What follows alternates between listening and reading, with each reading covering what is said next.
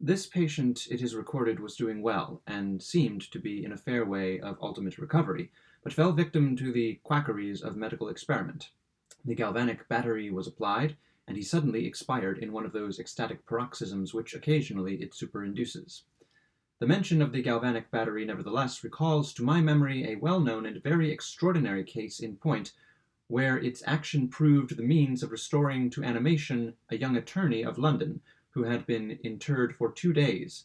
This occurred in 1831, and created at the time a very profound sensation wherever it was made the subject of converse. The patient, Mr. Edward Stapleton, had died apparently of typhus fever, accompanied with some anomalous symptoms which had excited the curiosity of his medical attendants.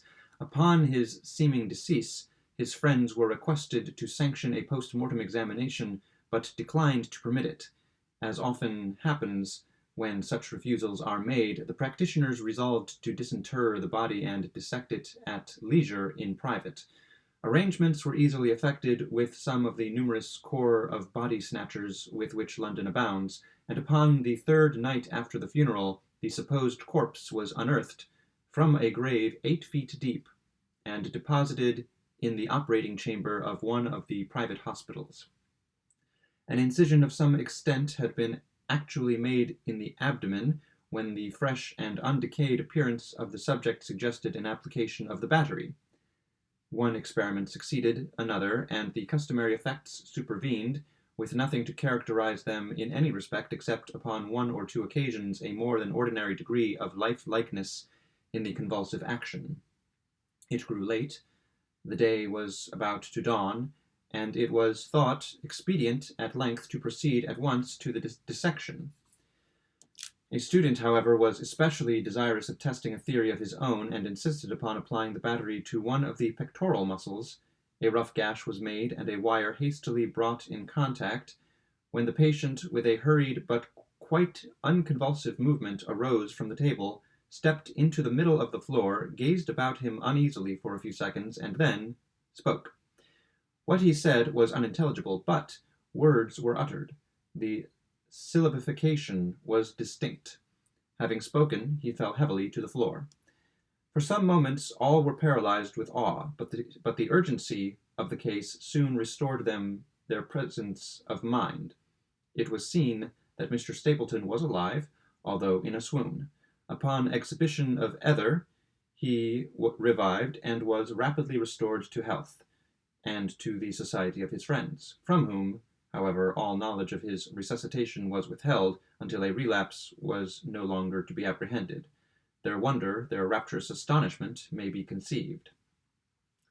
The most thrilling peculiarity of this incident, nevertheless, is involved in what Mr. S. himself asserts. He declares that at no period was he altogether insensible, that dully and confusedly he was aware of everything which happened to him from the moment in which he was pronounced dead by his physicians to that in which he fell swooning to the floor of the hospital. "I am alive," were the uncomprehended words which, upon recognizing the locality of the dissecting room, he had endeavored in his extremity to utter. It were an easy matter to multiply such histories as these, but I forbear, for indeed we have no need of such to establish the fact that premature interments occur. When we reflect how very rarely from the nature of the case we have it in our power to detect them, we must admit that they may frequently occur without our cognizance. Scarcely, in truth, is a graveyard ever encroached upon for any purpose to any great extent that skeletons are not found in postures which suggest the most fearful of suspicions. Fearful indeed the suspicion, but more fearful the doom. It may be asserted without hesitation that no event is so terribly well adapted to inspire the supremeness of bodily and of mental distress as is burial before death. The unendurable oppression of the lungs, the stifling fumes of the damp earth, the clinging to the death garments, the rigid embrace of the narrow house, the blackness of absolute night, the silence like a sea that overwhelms, the unseen but palpable presence of the conqueror worm, These things, with the thoughts of the air and grass above, with memory of dear friends who would fly to save us if but informed of our fate, and with consciousness of this fate, they can never be informed, that our hopeless portion is that of the really dead. These considerations, I say, carry into the heart, which still palpitates, a degree of appalling and intolerable horror from which the most daring imagination must recoil. We know of nothing so agonizing upon earth. We can dream of nothing half so hideous in the realms of the nethermost hell. And thus all narratives upon this topic have an interest profound, an interest nevertheless which, through the sacred awe of the topic itself, very properly and very peculiarly depends upon our conviction of the truth of the matter narrated. What I have now to tell is of my own actual knowledge, of my own positive and personal experience. For several years I had been subject to attacks of the singular disorder which physicians have agreed to term catalepsy, in default of a more definitive title. Although both the immediate and the predisposing causes and even the actual diagnosis of this disease are still mysterious, its obvious and apparent character is sufficiently well understood.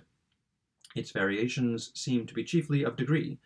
Sometimes the patient lies for a day only, or even for a shorter period, in a species of exaggerated lethargy.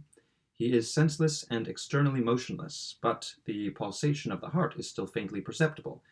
Some traces of warmth remain, a slight color lingers within the center of cheek, and upon application of a mirror to the lips, we can detect a torpid, unequal, and vacillating action of the lungs. Then again, the duration of the trance is for weeks, even for months, while the closest scrutiny and the most rigorous medical tests fail to establish any material distinction between the state of the sufferer and what we conceive of absolute death. Very usually he is saved from premature interment solely by the knowledge of his friends that he has been previously subject to catalepsy, by the consequent suspicion excited, and, above all, by the non-appearance of decay.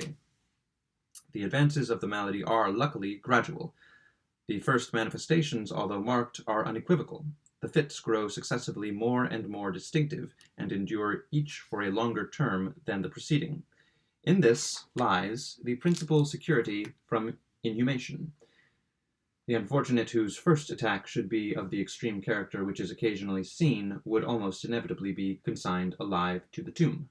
My own case differed in no important particular from those mentioned in medical books. Sometimes, without any apparent cause, I sank, little by little, into a condition of semi-syncope, or half-swoon, and in this condition, without pain, without ability to stir, or, strictly speaking, to think, but with a dull, lethargic consciousness of life and of the presence of those who surround my bed, I remained until the crisis of the disease restored me suddenly to perfect sensation. At other times I was quickly and impetuously smitten. I grew sick and numb and chilly and dizzy, and so fell prostrate at once. Then for weeks all was void and black and silent, and nothing became the universe. Total annihilation could be no more. From these latter attacks I awoke, however, with a gradation slow in proportion to the suddenness of the seizure. Just as the day dawns to the friendless and houseless beggar who roams the streets throughout the long desolate winter night, just so tardily, just so warily, just so cheerily came back the light of soul to me. Apart from the tendency to trance, however, my general health appeared to be good, nor could I perceive that it was at all affected by the one prevalent malady, unless, indeed, an idiosyncrasy in my ordinary sleep may be looked upon as superinduced. Upon awaking from slumber, I could never gain at once thorough possession of my senses, and always remained for many minutes in much bewilderment and perplexity, the mental faculties in general, but the memory in especial, being in a condition of absolute abeyance. In all that I endured there was no physical suffering, but of more distress and infinitude. My fancy grew charnel. I talked of worms, of tombs, and epitaphs. I was lost in reveries of death, and the idea of premature burial held continual possession of my brain. The ghastly danger to which I was subjected haunted me day and night. In the former, the torture of meditation was excessive, in the latter, supreme. When the grim darkness overspread the earth, then with every horror of thought I shook as the quivering plumes upon the hearse. When nature could endure wakefulness no longer, it was with a struggle that I consented to sleep, for I shuddered to reflect that upon awaking I might find myself the tenant of a grave. And when finally I sank into slumber, it was only to rush at once into a world of phantasms, above which, with vast sable overshadowing wings, hovered predominant the one sepulchral idea. From the innumerable images of gloom which thus oppressed me in dreams, I select for record but a solitary vision. Methought I was immersed in a cataleptic trance of more than usual duration and profundity. Suddenly there came an icy hand upon my forehead, and an impatient, gibbering voice whispered the word "arise" within my ear. I sat erect. The darkness was total. I could not see the figure of him who had aroused me. I could call to mind neither the period at which I had fallen into the trance, nor the locality in which I then lay. While I remained motionless and busied in endeavors to collect my thoughts, the cold hand grasped me fiercely by the wrist, shaking it petulantly, while the gibbering voice said again, "Arise! Did I not bid thee arise? And who," I demanded, "art thou?" "I have no name in the regions which I inhabit," replied the voice mournfully. "I was mortal, but am fiend. I was merciless, but am pitiful. Thou dost feel that I shudder. My teeth chatter as I speak, yet it is not with the chilliness of the night without end. But this hideousness is insufferable. How canst thou tranquilly sleep? I cannot rest for the cry of these great agonies. These sights are more than I can bear. Get thee up, come with me into the outer night, and let me unfold to thee the graves. Is not this a spectacle of woe? Behold,